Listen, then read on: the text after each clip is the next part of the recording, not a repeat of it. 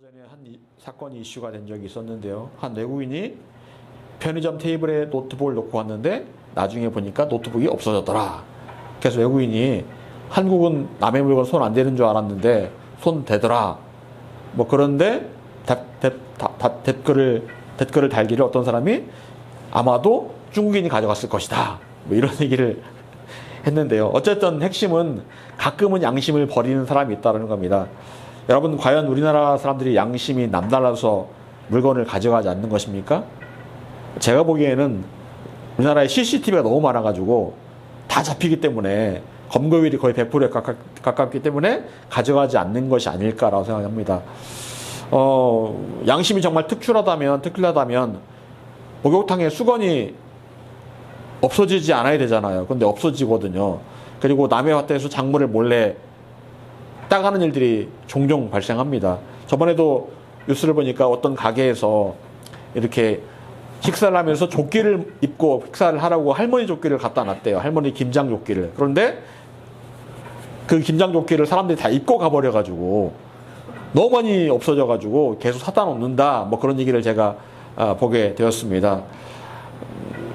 식당의 물건인데 그걸 가져간다라는 거죠. 그러니까 그런 거 보면 양심을 팔아먹은 사람들이 그렇게 적지는 않은 것 같습니다. 여러분, 과연 양심이라는 게 무엇입니까?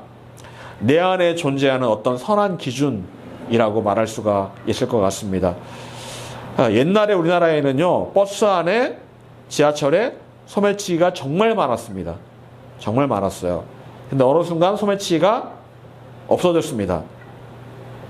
양심적인 사람들이 많아져서 그런 걸까요?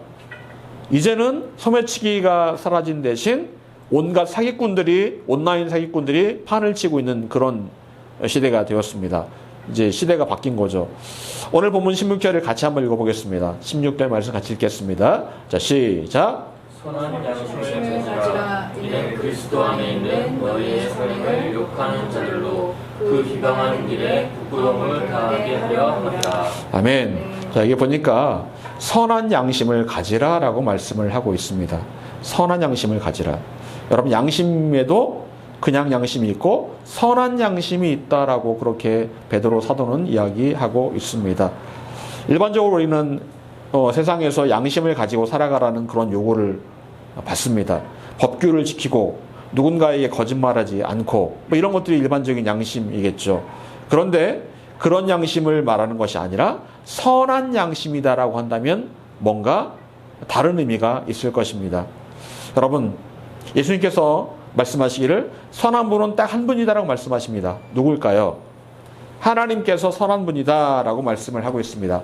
오직 하나님만이 진짜 선한 분이다라고 말씀을 하고 있어요. 자, 그렇다면 선한 양심의 기준은 누가 되는 겁니까?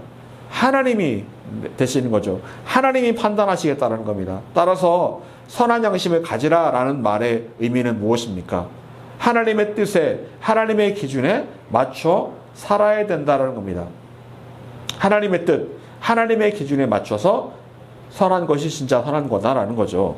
여러분, 하나님께서는 우리에게 하나님께서 원하시는 기준을 말씀하고 계십니다.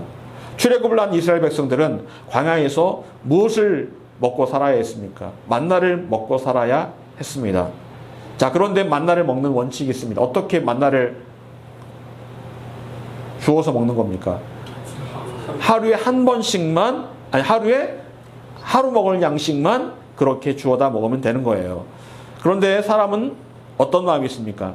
미래를 준비하려는 그런 마음이 있습니다. 그래서 어떤 사람들은 이틀치를 주워오는 거예요. 왜? 그 다음 날은 쉬고 싶으니까. 그게 사람의 본능이잖아요. 그래서 이틀치를 모았는데 그러면 그 만나가 어떻게 되었을까요? 썩었고 벌레 먹고 냄새가 났다는 겁니다. 사람이 볼 때는 그것은 괜찮은 행동이었지만 하나님께서 보실 때는 옳지 않은 행동이었다는 거죠. 하나님께서 정하신 원칙을 벗어난 그런 행동이었습니다. 여러분, 이와 같이 하나님께서 정하신 기준과 일반적으로 세상에서 생각하는 원칙과 기준과는 분명히 다르다라는 겁니다. 성경에서 말하는 선한 양심은 하나님의 기준에서 옳은 걸 말하는 겁니다. 세상에서 요구하는 그런 양심을 말하는 게 아니에요. 그런 기준보다 훨씬 더 고차원적인 양심이라고 말할 수가 있겠죠. 여러분, 양심이 무엇입니까? 양심은 때로 죄를 짓고 실수하더라도 다시 돌아올 수 있도록 우리 마음에 고무줄과 같은 역할을 하는 그런 존재가 바로 양심이라고 말할 수가 있습니다. 링 위에서 두 명의 권투 선수가 시합을 하다가 링을 벗어나도 링 주위에 있는 탄력적인 고무줄이 다시 선수를 링 안으로 밀어넣는 것을 보게 됩니다. 양심은 이와 같이 우리를 다시 링 안으로 되돌려 놓는 고무줄과 같은 그런 존재입니다. 우리를 보호하고 우리를 원래대로 다시 돌아서게 만드는 바로 그 역할을 하는 게 바로 양심이라는 거죠. 여러분, 선한 양심이 있으면 그 양심은 우리를 다시 세워주고 다시 올바로 설 수 있도록 해줍니다. 잠깐 실수하고 죄를 지을 수도 있지만 내 안에 선한 양심이 있으면 그 선한 양심이 나를 다시 원래의 자리로 되돌려 준다는 거예요. 그렇다면 선한 양심은 얼마나 중요합니까? 여러분, 그런데 그 선한 양심은 누구에게나 있는 것일까요? 교회 다니면 누구에게나 선한 양심이 있는 겁니까?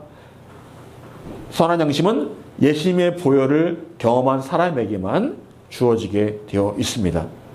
예수님의 보혈에는 능력이 있습니다. 그 수많은 능력 가운데 하나가 바로 우리 안에 선한 양심을 만드는 능력이 있는 거예요. 히브리서 9장 14절, 하물며 영원하신 성령으로 말미암아 흠없는 자기를 하나님께 드린 그리스도의 피가 어찌 너희 양심을 죽은 행실에서 깨끗하게 하고 살아계신 하나님을 섬기게 하지 못하겠느냐. 예수님의 보혈이 우리 안에 죽었던 선한 양심을 살리는 역할을 한다는 겁니다. 예수님 믿으면 선한 양심이 살아난다는 거예요. 여러분, 죄를 지었을 때 여러분의 마음에 어떤 마음이 듭니까? 그 죄에 대한 아무 느낌도 없습니까? 선한 양심이 있는 사람이라면 죄를 짓고 나서 마음에 찔림이 있습니다. 그리고 그 죄를 하나님 앞에 회개하지 않으면 견딜 수 없는 그런 마음이 듭니다. 선한 양심이 하는 역할이 바로 그런 거죠. 선한 양심은 예수님의 보혈을 경험한 사람이 그 안에 드는 거예요.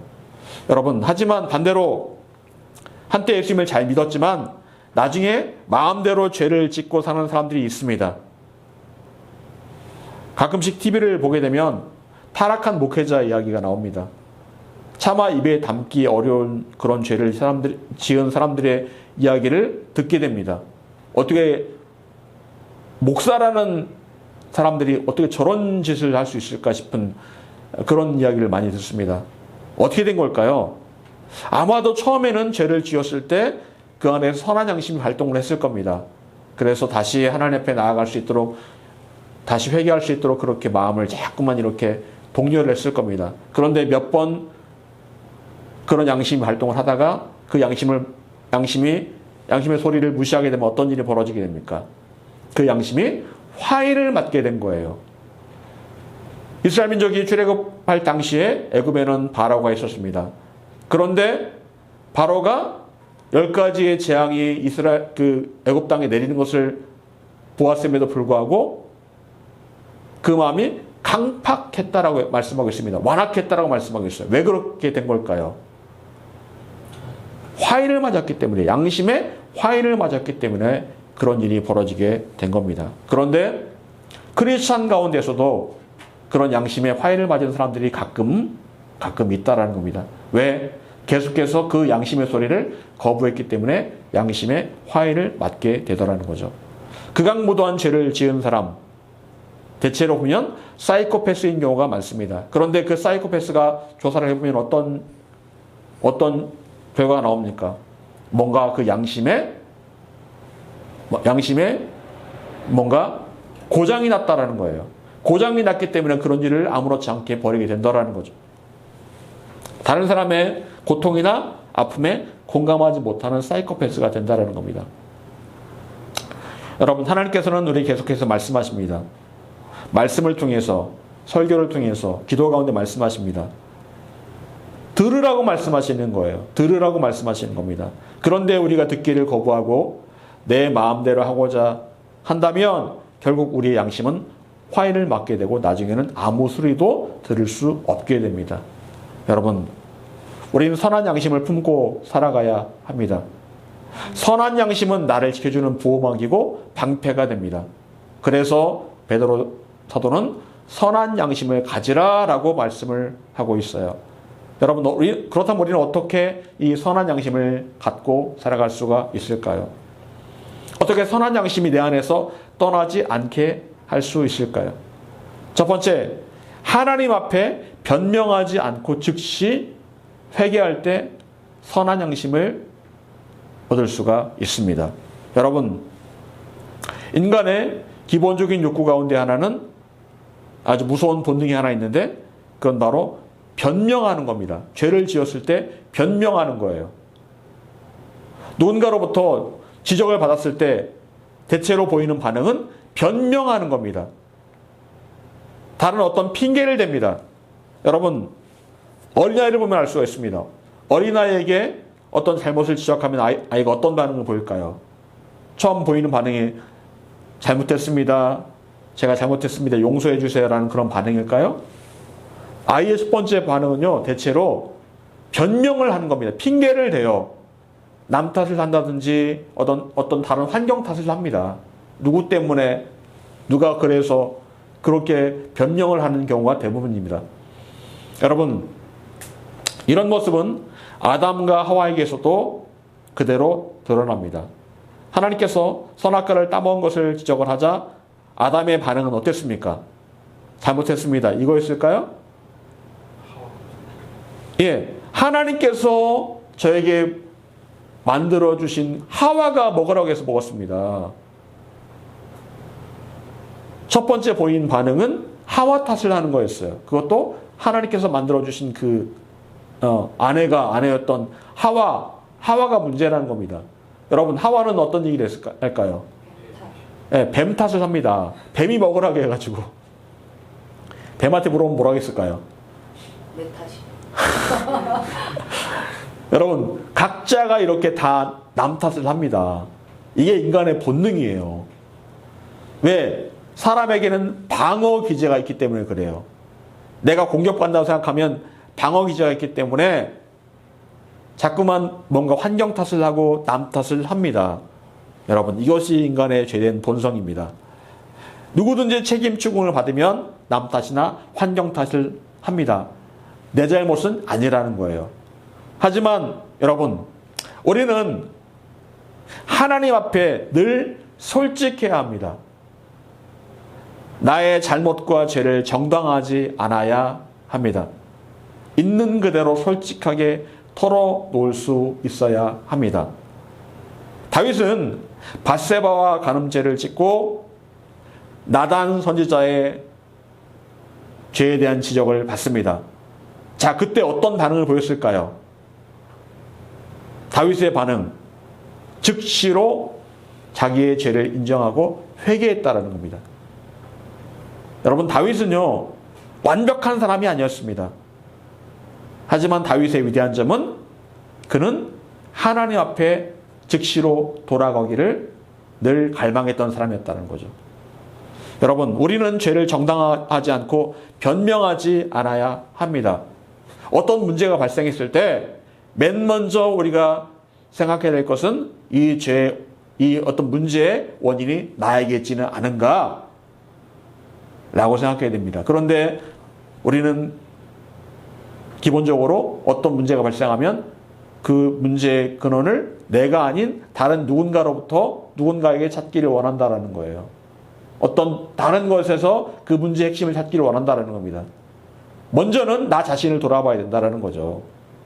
여러분, 그래서 우리는 죄를 지었을 때 하나님 앞에 변명하지 않고 회개를 미루지 않아야 합니다. 하나님께서 죄를 생각나게 하시면 즉시로 회개해야 됩니다. 베드로는 예수님을 3번 버린다고 부인했습니다. 그리고 정말 닭이 울고 나서 베드로는 자기의 죄를 깨달았습니다. 그때 베드로가 어떤 모습을 보였을까요? 통곡을 합니다. 통곡을 해요. 자기의 그 죄에 대해서 통곡을 합니다. 눈물로 회개하는 모습을 즉시로 보여준 겁니다. 여러분, 삭개오는 예수님의 방문을 받습니다. 그때 삭개오가 예수님께 어떻게 말합니까? 내가 혹시라도 남의 것을 속여 취한 일이 있다면 4배를 갚겠습니다. 라고 즉시로 그렇게 결단하며 이야기합니다. 니느웨 사람들은 어땠습니까? 요나가 그 땅에 임할 하나님의 심판을 이야기하자 니느웨 사람들이 즉시로 죄를 뒤집어 쓰고 하나님 앞에 회개합니다. 그래서 하나님께 용서를 받았죠. 여러분, 즉각적인 회개가 선한 양심을 강화시킵니다. 즉각적인 회개가 선한 양심을 강화시켜주고 건강한 크리스찬이 되게 한다라는 거예요. 여러분, 죄를 짓고 즉각적으로 회개하지 않으면 그 죄는 내 영 깊은 곳으로 숨어 들어갑니다.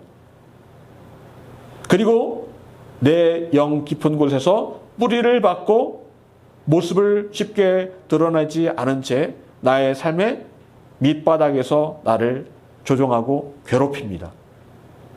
즉시 회개하지 않으면 그런 일이 벌어져요. 사울왕이 죄를 지었을 때 즉시 회개했다면 사울은 다시 일어설 수 있었을 겁니다. 하지만 사울은 즉시 회개하지 않고 변명했습니다. 그래서 하나님께로부터 버림받고 죄의 노예가 될 수밖에 없었다라는 거예요. 어쩌면 사울왕의 죄가 다윗의 죄보다는 덜했을 수도 있습니다. 하지만 중요한 차이는 다윗은 즉시 회개했고 사울은 회개하지 않고 변명했다라는 거예요. 그것이 바로 사울이 버림받게 된 이유 가운데 하나입니다. 여러분, 즉각적인 회개는 그래서 중요합니다.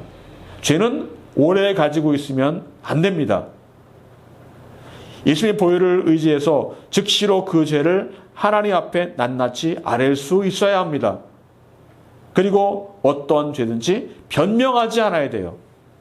그래야 내 안에 선한 양심이 살아있게 되는 겁니다. 두 번째로 예수님의 보혈을 계속해서 의지해야 합니다. 히브리서 9장 14절, 하물며 영원하신 성령으로 말미암아 흠없는 자기를 하나님께 드린 그리스도의 피가 어찌 너희 양심을 죽은 행실에서 깨끗하게 하고 살아계신 하나님을 섬기게 하지 못하겠느냐. 히브리서 말씀은 분명히 이렇게 말씀하고 있습니다. 그리스도의 피가 우리 양심을 죽은 행실에서 깨끗하게 한다. 그리스도의 피가 우리 양심을 깨끗하게 한다라고 분명히 말씀하고 있어요. 여러분, 우리 양심을 깨끗하게 하는 것은 그리스도의 보혈입니다. 여러분, 우리 양심은요, 때로는 더러워집니다. 때로는 타락합니다. 그런데 그리스도의 보혈은 내 더러워진 양심을 깨끗하게 만들어준다라고 분명히 말씀하겠어요. 회복시켜준다라는 거예요. 혹시라도 잘못된 길을 갈 때 즉시로 다시 잡아주고 올바른 길을 갈 수 있도록 하는 힘이 되는 것이 바로 그리스도 예수의 보혈이라는 겁니다. 여러분, 그래서 우리는 계속해서 예수님의 보혈을 의지하고 찬송해야 됩니다. 보혈 찬송을 많이 부르면 많이 부를수록 내 안에 다시 회복하는 일들이 일어나게 됩니다. 여러분, 혹시라도 죄를 지었을 때 먼저 예수님의 보혈 찬송을 하시기 바랍니다. 그리고 보혈을 의지하면 우리가 하나님 앞에 나아갈 담대함을 얻을 수가 있게 됩니다. 여러분, 베드로는 예수님을 3번이나 모른다고 부인했습니다. 그리고 이제 다시 갈릴리로 가서 어부 생활을 하게 되죠. 그러다가 베드로는 예수님께 말로써 예수님 만나게 되었을 때 말로써 용서를 구하지 않습니다. 여러분, 베드로가 예수님 제가 잘못했습니다. 그때 예수님을 모른다고 부인했습니다. 라고 그렇게 말했습니까? 그렇게 말하지 않았어요. 예수님께 용서해달라고 말하지도 않았습니다. 그죠? 예수님 용서해 주세요라고 말하지도 않았습니다. 그런데 예수님께서 베드로에게 이렇게 물어보십니다. 요한의 아들 시몬아, 내가 나를 사랑하느냐? 3번 물어보십니다. 그때 베드로가 뭐라 말했을까요? 주여, 주께서 모든 것을 아시나이다. 내가 주를 사랑하는 줄을 아시나이다. 내가 주님을 사랑하는 줄을 아시나이다. 여러분, 베드로는 용서를 구하지도 않고 그런데 예수님께서 사랑하느냐라고 물어보실 때 내가 주님을 사랑합니다라고 그렇게 3번 말합니다. 여러분, 먼저 죄의 용서를 구하는 게 먼저지 않았을까요? 그런데 베드로가 이렇게 사랑을 고백할 수 있었던 그 힘이 무엇이었을까요? 그것은 바로 베드로는 예수님께 십자가에 돌아가심으로 이미 보혈의 능력으로 자기의 죄가 씻겨졌음을, 용서받았음을 알고 있었기 때문에 그런 거예요. 그리고 용서에서 이제 나아가 예수님께 사랑을 고백할 수 있게 된 겁니다. 이미 보혈로 인해서 그의 죄가 씻겨졌음을 그가 알고 있었다는 거예요. 여러분, 그래서 베드로는 보혈을 통과함으로 회복될 수 있었고 이제 사랑을 고백할 수 있었고 나아가 성령 세례받고 능력 있는 초대교회 리더가 될 수 있었습니다. 그를 다시 이렇게 세운 힘은 바로 예수님의 보혈이 있었다는 거예요. 여러분, 보혈에는 능력이 있습니다. 우리가 보혈을 의지한다면 그 보혈은 우리를 다시 세워줍니다. 우리가 나의 죄를 낱낱이 앓을 수 있는 이유는 무엇입니까? 보혈로 다시 새로워진다는 희망이 있기 때문에 그런 거예요. 그래서 우리는 예수님의 보혈을 찬송해야 되고 보혈을 의지해야 됩니다. 여러분의 입술로 계속해서 보혈을 찬송하고 보혈의 주 되신 예수님을 찬양하시기 바랍니다. 기도할 힘도 없을 때 보혈을 찬송하세요. 그리고 예수님의 그 보혈을 의지하시기 바랍니다. 그러면 다시 회복됩니다. 왜요? 보혈이 나의 선한 양심을 다시 세워줄 수 있기 때문에 그렇다라는 거죠. 여러분, 선한 양심은 진짜 그리스도인, 구원받은 크리스찬임을 증거하는 겁니다. 가끔 교회에서 험한 일들이 일어납니다. 목사도 장로도 사람이기 때문에 그렇습니다. 타락한 목회자도 많습니다. 왜 그럴까요? 그 안에 선한 양심이 없기 때문에 그렇습니다. 싸우는 교회도 많습니다. 선한 양심이 없기 때문에 그래요. 그런 사람들은 처음부터 선한 양심이 없었을 수도 있고 선한 양심이 있었는데 화해를 맞아 사라졌을 수도 있습니다. 그리고 이런 선한 양심이 없는 사람이라면 그 사람의 구원을 아무도 장담할 수 없습니다. 목사건 장로건 권사건 집사건 구원을 장담할 수 없어요. 선한 양심이 있다면 구원받은 사람이라는 것을 증명하는 겁니다. 사랑하는 여러분, 우리 안에는 선한 양심이 늘 살아 있어야 합니다. 그것이 구원의 증거가 될 수 있기 때문에 그래요. 그래서 선한 양심을 통해서 늘 하나님께 원하시는 기준, 하나님의 뜻을 따라 살아가는 사람이 될 수 있어야 합니다. 오늘 본문 17절을 보게 되면 선한 양심을 행함으로 때로 고난을 받기도 한다라고 말씀하고 있습니다. 선한 양심을 가지고 살아가면 세상에서 고난받을 수도 있다라는 거예요. 쉽지 않다라는 겁니다. 세상 살아가는 게. 하나님 뜻을 따라 양심에 합당한 삶을 살아갈 때 때로 사람들에게 욕을 먹을 수도 있고 핍박을 당할 수도 있습니다. 너만 잘났냐? 그런 소리 들을 수도 있습니다. 그래도 우리는 선한 양심을 따라 살아야 합니다. 그것이 바로 예수님을 제대로 믿는 사람의 본분이기 때문에 그렇습니다. 어젠가요? 비트코인을 2,000원어치를 줘야 되는데 2,000개 비트코인을 받았다는 얘기가 있던데, 근데 저는 그걸 보면서 거기서 125억 원어치의 비트코인이 회수가 안 됐대요. 사람들이 그걸 받자마자 단 몇 분 안에 그걸 다 팔아버렸대요. 그걸 보면서 야, 정말 양심에 털난 사람들이 진짜 많구나, 그런 생각을 했습니다. 분명히 잘못 들은 걸 알았을 텐데 그거를 급하게 처분해가지고 돈을 챙겼다라는 게, 와, 정말 이런 사람들이 있구나. 정말 너무 좀 어이가 없기도 하고 좀 그랬습니다. 여러분, 세상에 그런 사람들 참 많이 있습니다.